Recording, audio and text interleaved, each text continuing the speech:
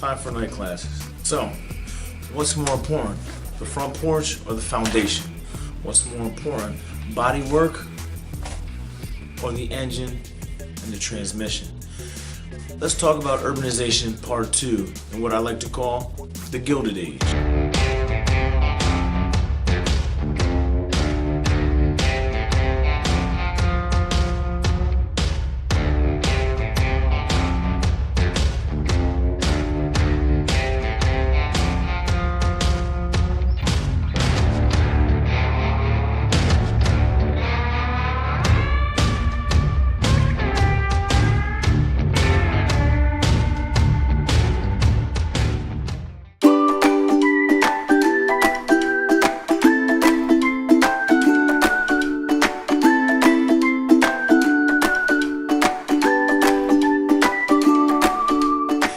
Talked about before, the population of the United States was growing and it was moving to the cities. Industrialization was happening. Factories provided job for those that didn't have specific skills and those who were immigrating into the country and weren't completely immersed in our culture or completely assimilated. But as these cities grew, we get crime, we get pollution. Pollution in the early times was horrible. There were no codes governing how buildings were built. Some people lived in horrible tenement buildings that were, just not taken care of properly. You also had horses being one of the major forms of transportation. And what do horses do? It's a living creature. Human waste, horse waste created horrible pollution problems. Sickness in many cities was a major killer. But crime did its job too. As cities became very crowded and there were many pedestrians, pickpocketing became rampant. So did the number of murders. And with police forces just being created, crime is a very big problem.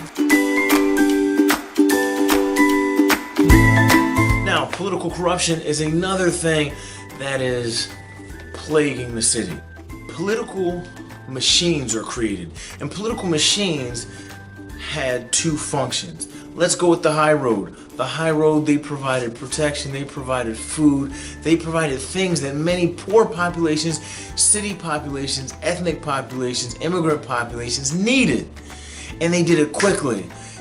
But almost like a gang, loyalty was the payment. And the food that was provided, the jobs that were provided were at a cost. The political machine expected loyalty and support and votes. Fraud is the wrongful or even illegal misrepresentation of something. All kinds of fraudulent activities such as people growing big beards, voting, shaving the mustache, and voting again. Bullying people into voting or not voting was a common thing. Kind of like voting 3 times. The other thing these machines would do is something they call graft. Graft, if I could simplify the definition, is using political power for personal gain. Most people give the same example. If a political figure has information of the city buying land to give to a hospital or build a park, they could cue their friends in on buying all that land or themselves buying that land. Then taxpayer dollars are going to go to pay them for the land that they already knew the city was going to buy. Or if they're building a building. Let's talk about the most notorious political machine leader, William the Boss Tweed. William Tweed was notorious in New York City, and one of the scandals was about building a courthouse, building a necessary civic building. Now, the contractors that will receive these jobs way above normal prices for the same work, they would do what? They would owe William Tweed, they would owe the group, Tammany Hall, some of the money. If you're getting paid hundreds of dollars over what you should, a portion of that could go back to the person whose vote and whose pulling strings got you that job. They often use their political power to get their friends or people with connections certain jobs. Those people would charge a price that was astronomical, but they would still get the job because some of that astronomical difference was going to be given back to the political machine. Thanks for the support and loyalty. Now, what was going on in this era in the late 1800s to the early 1900s wasn't all bad. You had the do-gooder who stepped up and they were like, hey, listen, we could lower crime, we could lower crime, we can increase productivity, we can make life in the city better. So you see a number of people trying to tackle these issues. Women whose husbands were affluent or stable enough that they were able to have free time tackled some of the political issues that were ignored in the past, like education, like child labor. Have the social gospel. The social gospel movement is just what it sounds like. It's a collection of Christians who look at society and try to apply biblical principles of charity, of justice to their everyday life. They're going to champion causes of equality and fairness. They're going to champion causes of helping those that are less fortunate than you. We get Salvation Armies, we get YMCAs, and we get a push for Christians not just to be pious, but to be active. And this active form of Christianity is one of the things that actually causes the civil rights movement in a generation. John Dewey steps up and pushes for public education, improvements in public education. And with the influx of people from other countries, there's no better time to educate people on American life, literacy, etc. than the present. Free time. Now, because machines, and every few years another good machine's coming out, eventually they're going to have washing machines.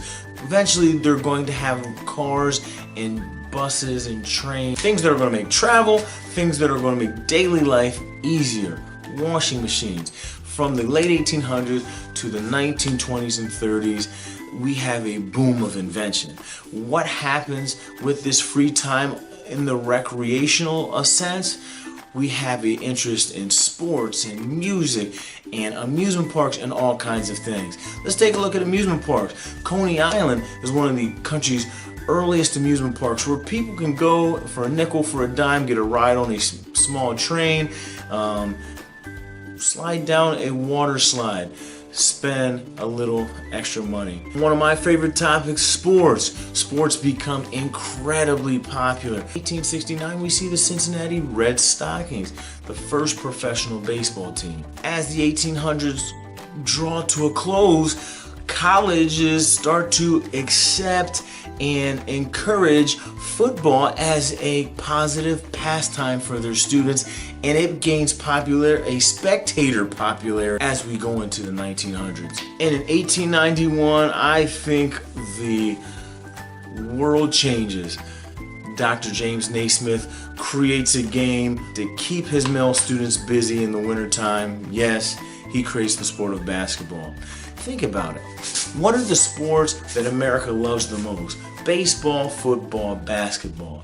And why do we love them? Because there are sports. Baseball and football are evolutions, are American adaptations to earlier team sport games. Basketball is completely created in American colleges. So these things fit perfectly. When you see March Madness, when you see the madness over college football and the bowl system and the national championship game, it makes perfect sense. These are as American as apple pie. Why doesn't cricket or polo or rugby generate the money and the crowds that it does in other countries in the United States? They're not ours. They're not 100% American. In the South, things were changing as well. In Louisiana, now we have free slaves and a variety of cultures smashing into each other. And what is one of the amazing results? You get African drums mixing with European horns. You get the powerful emotion and passion of filled spirituals and church music with the smooth structure of ballroom music. Yes, jazz is created in Louisiana. Named after jasmine, the smell that was very popular. A new form of music is about to sweep the nation and eventually create other genres that are going to be the standard in music. Eventually serve as one of the things that socially bring different classes and different ethnic groups together. Vaudeville. Vaudeville was patterned after, is kind of an evolution of French theater. But it's a variety show, American style, where you could see animal acts, comedy, dancing, acrobats, hear some good music, the like. There was a racy and edgy, a kind of not as positive side of vaudeville. There was minstrel shows that were horribly racially insensitive. There were the provocative burlesque shows. But vaudeville is really the grandfather of everything from the Muppet Show to modern circuses to maybe even Saturday Night Live. So there you have it.